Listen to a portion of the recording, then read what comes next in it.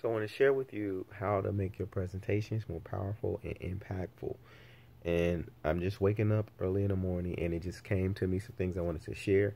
That's why you're seeing me in the bed right now. I haven't got myself prepared and I'm looking like I just got off the bed because I did. But this video is for people that, let's say you got a home-based business, you have to sell something, you have to sell a group of people. You're trying to do MLM network marketing. I want to share with you some things that you can do to make your presentations more powerful. So yes, I am Jackson360, your platform partner, and let's get straight to the information. So first of all, when you're doing, let's say, a presentation in person, that's an old school thing with all of the internet. But let's talk about some of the elements that are needed. So there's three things I want you to keep in mind that the audience needs to know before they sign up with your service. One is, does it work? Does it work? Two is it simple? Three is, can they do it? Does it work? Is it simple? Can they do it? Those three things you want to be able to answer and show them throughout your presentation. Keep that in mind. So, and of course, you're going to make it emotional because it's the emotion that sells, not the logic. You got to get people to feel what you're saying and have an emotional connection to it. So, a couple elements you want to keep in mind when you're doing this. So, first of all is your location. If you're meeting with people in person, we're talking about in-person locations, by the way, okay, guys? Now, this can also, if some of these things, and I'm going to say also apply if you're doing it like video as well.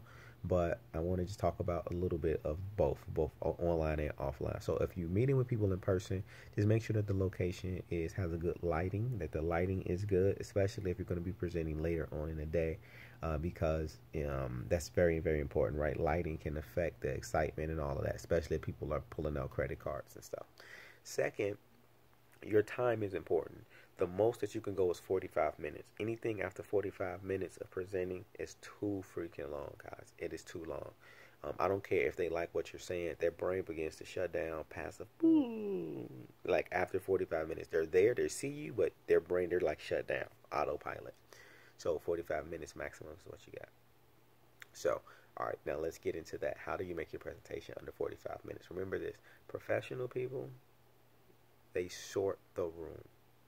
Amateurs, they try to convince the room. You don't need to try to convince everybody. In fact, when you're trying to convince people to do your presentation, you are disrespecting your business. Now people will not respect it. They don't. It's like relationships, right? It's like when people want what they can't have. So you got to almost act like you don't want everybody. Okay? Keep that in mind because you really don't. So keep this in mind. Don't try to convince everybody. All right, so let's say a couple elements. It's good to have somebody introduce you now because they can edify you. They make you have more credibility. They add more testimony. They show that you're not alone, right? But the person who introduces you, they need to know how to introduce you. That's the point. They need to know what the hell they do. If they don't, that's fine. But I'm going to share with you. That's why you come to me, so that they can learn how to do what they need to do. That's why we have those classes. Make sure you go to the links in the description where we have all of our classes where we teach you public speaking and all that good stuff. You can go to the businessbootcamp.us as well. You can go to Speaking with Jackson. How about that? Speakingwithjackson.com. That URL don't even exist, but I think I'm gonna buy it today. But anyway, if you go to my links. But okay, let's talk about the first person. So first of all, they don't need to speak more than 15 minutes. Anything more than 15 minutes, they talking too much. More than 15 minutes, they're talking too much. They only have to speak. If they're on point, they can speak for about 7 minutes. Boom, get to it. They can tell their story. This is what they need to be saying. They tell who they are, how they got involved, okay, and tell a quick personal story about pain, the place that they were at, that transformation, and how this helped them get there. And they do it quickly. Do it quickly. Get the emotion, get people to laugh, get people to buy in. Their job is not to try to sell people. Their job is just to get them ready to listen to the main speaker. I'm going to show you somebody who's going to show you 100% of everything you need to know. Now, I have a whole nother video where I talk about how to introduce people, especially during in a sales meeting. So check out that video. It's on the page. I'm going to put that somewhere on the page. Check out the YouTube page. All right. Also, I have products on that. But anyway, so they're spending no more than 7 minutes introducing you, period. They need to know how to edify you. There's 4 steps to edification that they need to know. Okay, I talk about that in the other videos. After they edify you and they introduce you, that means now the audience is excited and people respect you now. People know a little bit about you. People know that. now it gets to the point where it's time for the main speaker to do your presentation. Now, when you're doing your presentation as the main speaker, I want you to keep in mind, people are judging you based on what they see. The first thing that they think, remember, sales is about you have to continue the conversation that's already going and on in somebody's head. Remember that. So when they look at you, they're going to be deep down asking themselves, do I want to do what I'm seeing this presenter doing in front of me? Because they're going to feel like they have to do what you do in order for them to succeed, right? And so they're going to be looking, if you took 2 hours to present, they feel like they're going to say, they're going to ask themselves, do I want to do 2-hour presentations? So your presentation should be no more total than 45 minutes. I'm talking about you and the other person. No more than 45 minutes. So that means your presentation should be no more than 30 minutes. The key is to use your tools. If you have a video, use your video. If you have magazines, third-party documentation, use all of that. Use stories, use testimonies. Remember, it's about emotion. This is not convincing people. You got to sort the room, and you want to close people immediately. So when you first go up there, you can get into a quick intro if you want. You can get into a little bit about who you are and all of that. But keep in mind, it's all about them. It's a you versus I ratio. People don't care about you. They care about them. And they want to know if they can do this business. They want to know if it works. Is it simple? Can they do it? That's what they want to know. All right? Do not make yourself seem like a hero. Do not try to go into all of this extra stuff about how good you are and how great you are and all of your background, because that's actually going to work against you. People will they can't relate to you if you're extremely successful, because they're not extremely successful. So they're going to then think that they only can win if they're successful and smart like you. You want to make them think anybody can do this, okay? Now, also, you're not trying to lie. Keep that in mind. You're not lying. If you know that it's only a certain type of person this business is for, let people know that.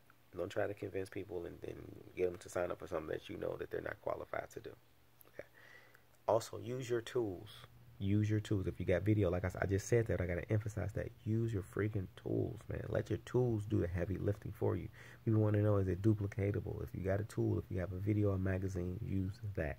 So when you get into your presentation, you can get into who you are, your background. You can talk about those things. That's important, but do not overdo it. I got another video where we talk about how the better of a presenter you are, the more it can work against you. You want to come off like you're not really an amazing presenter. You're not really, like, you don't do this all the time, so that way you become more and more relatable. Now, of course, this does depend on the audience that you're speaking to, but in general, this is the best practice, is for you to less is more. Less is more. All right? And then it's good, too, if you do your presentation, you use your tools, you tell your quick stories, you use a testimony and someone in the crowd, and keep in mind that testimony should be no more than 2 to 3 minutes. And you should brief that person before the beginning of the meeting. Cherry pick that testimony. Tell them they got time. 3 minutes max. All right, and then at the very end, you want to be closing a person. Close from the beginning. That's what I meant to say. I'm thinking off the fly. Close from the beginning. When you, as a main speaker, when you first go on stage, immediately get to the close. Immediately say, hey, if I can show you how you can earn an extra $10,000 over every single month, and what it will require you to is investment of $150 every single month and about 4 hours worth of your time. Is that something you would be interested in? You don't have to recruit at all. If they say yes, all right, I'm going to move forward. So now they immediately know that they can earn $10,000 a month. They know that there's going to be an investment. You get to that at the very beginning. Don't have people wondering, how much does it cost? What is the investment? Get to it. And then you can always have a break in the middle of the meeting and say, hey, we're going to take a quick 10-minute break, 5-minute break, where we can begin to get ourselves together. We're going to kind of sort through the room and figure out who our leaders are, okay? And then we'll come back and I'll show you the details I'll give you a gift, okay? I promised you that I was going to show you a tool. I'm going to show it to you when we get back for those people who are getting started. Boom, close the meeting, get up and get out like a bank robbery. But of course you're not robbing the bank, but you are helping people. So make sure you subscribe to this page, like it, and I'll see you later.